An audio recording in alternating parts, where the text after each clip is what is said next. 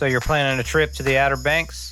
Most people just blast down Highway 158 trying to get to the beach as fast as possible. I get it, the beach is calling. But you're missing out on some seriously cool stuff along the way. I've been exploring this route for years, and I want to show you 5 spots that are totally worth the stop. Trust me, these aren't your typical tourist traps. Let me show you why these locations could be some cool highlights to add to your trip. First up is Digger's Dungeon. And if you've never heard of Gravedigger, you're about to get schooled. This place is home base for one of the most legendary monster trucks ever built.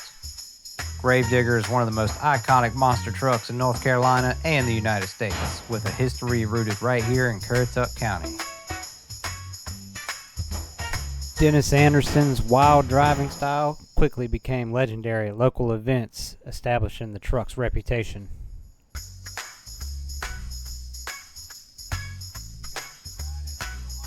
You can actually ride in a real monster truck, not some dinky replica, but an actual monster truck bouncing around their property.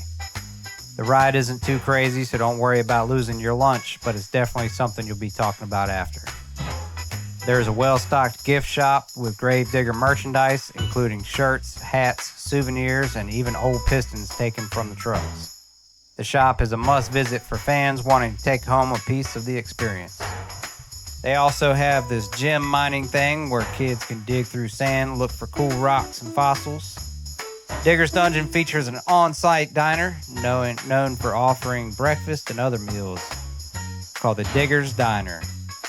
Convenient spot for families making a day of their visit. The entire experience is generally suited for families and monster truck enthusiasts. It's not an all-day destination, but most families spend 1 to 2 hours enjoying the activities, exploring the grounds, and taking photos of the trucks. And right down the road in Idlet, North Carolina, Dennis Anderson also owns Muddy Motorsports Park and is known for the large-scale competitions, off-road festivals, and multi-class races such as the annual North vs. South event, which draws mega trucks, tough trucks, and super street racers from throughout the region. Next, I'm going to take you on over to the Grandy Greenhouse, and this place has been family run for over 25 years. It's one of those spots that locals have been keeping to themselves, but the secret's out. Walking in here is like stepping into someone's really awesome backyard farmer's market. The smell hits you first, fresh baked goods mixed with ripe fruit, and that earthy greenhouse smell. The actual greenhouses are pretty impressive, packed with everything from colorful annuals and perennials to exotic houseplants and specialty items you won't find at your typical garden center. They have all these homemade preserves, jams, jellies, and local honey. Plus some unique stuff like pickled products, hot peppers, and specialty sauces that make great souvenirs or gifts to bring back home. This next one is one of my favorite places, and it's kind of a hidden gem. Flipper's Arcade, tucked inside of a gas station, which sounds weird, but stick with me. This place is basically the pinball mecca on the East Coast. We're talking 80 to 100 pinball machines, everything from vintage classics that your dad probably played to brand new high-tech tables. Pinball fanatics literally make road trips just to come here, but it's not just pinball. They've got all the classic arcade games. Air hockey, skee ball, racing games. It's like stepping to the 80s, but in the best way possible. What's cool is how passionate the staff are. They aren't just random employees. They actually care about keeping every game running perfectly and updating constantly, bringing a cool mix of modern meets classic. Plus, since it's a gas station, you can fill up for the road, grab snacks, or even grab Hunt's Brothers Pizza without leaving. It's the perfect combo of nostalgia and practicality. I find myself here a few times a year, and it's always been a great experience for my family, whether we're bringing them for a birthday or just making a pit stop. Next stop, H2OBX Waterpark. Now I know what you're thinking. Why stop at a water park when I'm headed to the beach? Here's why. H2OBX is legit. Over 30 rides and attractions, and some of the slides are absolutely wild. We're talking vertical drops that'll make your stomach drop, wave pools that feel like the real ocean, and a lazy river that's perfect for floating away your stress. The Flowrider is pretty sick. It's basically surfing without the ocean. Kids love the dedicated splash zones, and adults can chill in the cabanas if you want to splurge a little. The food's actually decent and reasonably priced, which is rare for water parks.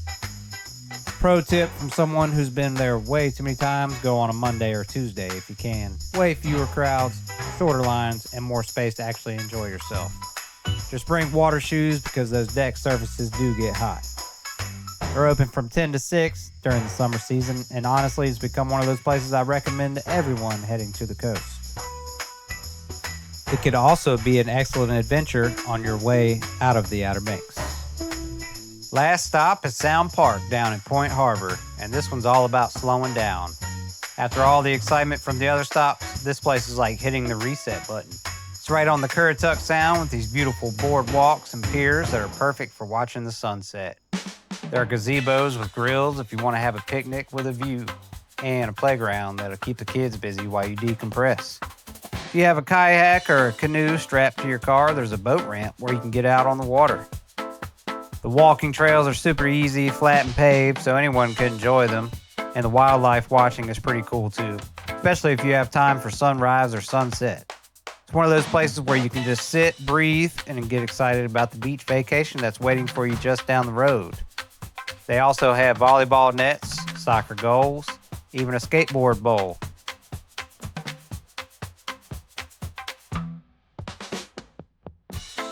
There you have it. 5 places to visit on your way to the Outer Banks. I get it. When you're excited about getting to the beach, stopping seems counterproductive. But these 5 spots turn your drive into part of the vacation. Plus, in some cases, stopping can help alleviate sitting in long lines of traffic to the OBX. Next time you're cruising down to the Outer Banks, give yourself some extra time and hit a few of these places. I hope you enjoyed this video. Thank you so much as always for watching, and I hope you have a great day.